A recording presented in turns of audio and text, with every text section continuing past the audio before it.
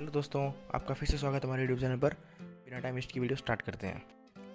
National flag किसी भी country का वहाँ के लोगों और कंट्री के इतिहास का एक प्रतीक होता है और सभी कंट्रीज़ का अपना अपना नेशनल फ्लैग है और सभी कंट्रीज़ नेशनल फ्लैग की बहुत ही वैल्यू करते हैं। तो क्या आपको पता है कि अब तक का सबसे ऊंचा फ्लैग किस देश ने लहराया है? अमेरिका। जी हाँ, यूनाइटेड स्टेट्स ऑफ अमेरिका ने अब तक का सबसे ऊंचा झंडा लहराया है, जो कि चांद पर लहराया था। और यह काम किया था उनकी अपोलो 11 एस्ट्रोनॉट्स की टीम ने, जो कि जुलाई 1969 में हुआ था। सबसे ऊंचाई पर फ्लैग लहराने के साथ साथ सबसे बड़ा फ्लैग भी यूएसए ने ही लहराया हुआ है और उस फ्लैग का साइज़ एक पूरे फुटबॉल के मैदान जितना माना जाता है। तो हर कंट्री का अपना अलग नेशनल फ्लैग होता है और उसे अलग बनाता है उस फ्लैग का कलर और स्ट्रक्चर। जैसे एग्जांपल के लिए मैं आपको बताता हूँ, जैसे कि इंडिया कंट्री के फ्लैग पर व्हील बना होता है, कंबोडिया के फ्लैग पर टेम्पल बना होता है, केन्या के फ्लैग पर शील्ड बनी होती है, इजराइल के फ्लैग पर स्टार ऑफ डेविड बना होता है और कनाडा के फ्लैग पर मैपल लीफ, भूटान के फ्लैग पर ड्रैगन। ऐसे ही हर कंट्री के फ्लैग पर अलग अलग कुछ ना कुछ स्ट्रक्चर्स बनी है जो उसे अलग बनाता है सभी कंट्रीज़ के फ्लैग से। दोस्तों, कुछ कंट्रीज़ के फ्लैग अलग होने की वजह होती है। जैसे ब्राज़ील के फ्लैग के बीच में एक ब्लू ग्लोब है जिसके ऊपर स्टार्स बनाए हुए हैं। इसकी क्या वजह है, चलिए मैं आपको बताता हूँ।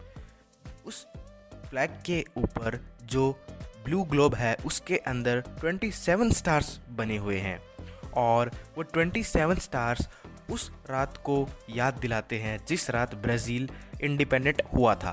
15 नवंबर 1889 रियो दे जनेरियो नाम की सिटी की रात का सीन है, जिस रात आसमान में ये स्टार्स थे और वही स्टार्स उन्होंने उस फ्लैग के ऊपर प्रिंट करवा दिए। दोस्तों, टुवालू नाम से एक पैसिफिक ओशन में कंट्री है और उस कंट्री के फ्लैग के ऊपर 9 स्टार्स बने हुए हैं।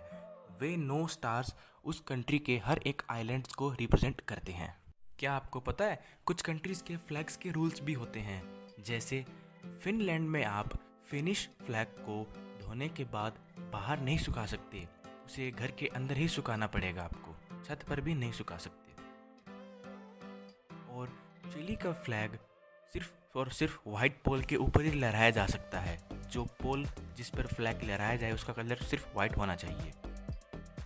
आइसलैंड के फ्लैग को सुबह के 7 बजे से पहले नहीं लहराया जा सकता, उसे सुबह 7 बजे के बाद ही लहराया जाता है। तो ये थे कुछ फ्लैग रूल्स कंट्रीज़ के।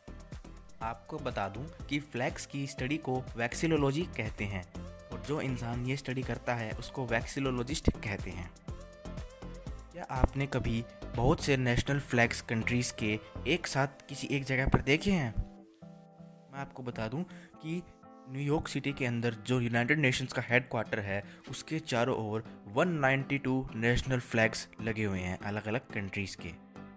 तो नॉलेज की इस दुनिया में कोई भी कमी नहीं है, लेकिन हम उस नॉलेज में से इम्पोर्टेंट चीज़ें छांटते हैं आपके लिए ताकि आपका टाइम वेस्ट ना हो और आपको ज़रूरी चीज़ें पता हो। तो ऐसी ही इम्पोर्टेंट चीज़ें देखने के लिए हमारा चैनल सब्सक्राइब कर दीजिए ताकि हम फ्यूचर में भी ऐसी वीडियोस बनाते रहें और आपको भी नॉलेज मिलती रहे। 2007 में रशिया ने अपने फ्लैग को नॉर्थ पोल के अंदर गाड़ दिया और वो भी 14,000 फीट तक गहरा। आपको पता है रशिया ने ऐसा क्यों किया? आइए मैं बताता हूँ। क्योंकि माना जाता है कि जिस जगह पर रशिया ने अपना झंडा गाड़ा था वहाँ पर आर्टिक सीबेड था और वो जगह ऑयल और गैस से भरी हुई थी और उस जगह पर अपनी ऑनरशिप को रिजर्व करने के लिए रशिया ने ऐसा कदम उठाया। के ऊपर एक कंट्रोवर्सी भी हुई थी। दोस्तों, क्या आपको पता है साउथ अफ्रीका का फ्लैग मोस्ट कलरफुल फ्लैग माना जाता है जिसके अंदर टोटल 6 कलर्स होते हैं और बांग्लादेश, पाकिस्तान, सऊदी अरब, तुर्कमेनिस्तान इन देशों के फ्लैग्स में ग्रीन कलर होने की वजह इस्लाम धर्म है। इस्लाम धर्म का कलर हरा माना जाता है। और 8 यूरोपियन नेशंस ऐसे हैं जिनके फ्लैग में रेड, ब्लू और वाइट स्ट्रिप्स आते हैं और उनमें से फ्रांस एकमात्र ऐसा देश है जिसके अंदर ये स्ट्रिप्स वर्टिकली बने हुए हैं। क्या आपको पता है लाल रंग, रेड कलर दुनिया के 75% नेशनल फ्लैग्स में पाया जाता है। दोस्तों, आशा करता हूँ कि मेरे द्वारा बताई गई नॉलेज और फैक्ट्स आपको समझ में आए होंगे और आप इससे कुछ ना कुछ सीख पाए होंगे। तो ऐसे ही फैक्ट्स पाने के लिए हमारे चैनल को सब्सक्राइब करना ना भूलें।